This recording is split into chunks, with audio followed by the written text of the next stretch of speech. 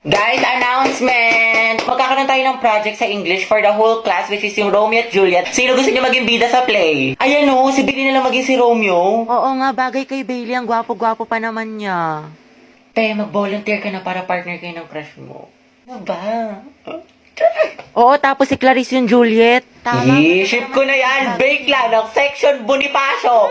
Bakla! Bakla! Alate, sorry. Gaga, okay lang. Tsaka bagay naman sila ni Clarice eh. Sa props na lang ako. Pres, gusto ko sana si Agatha yung Juliet ko. Pwede ba?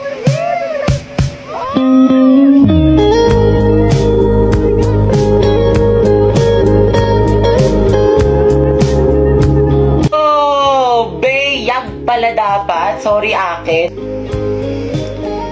Sana all.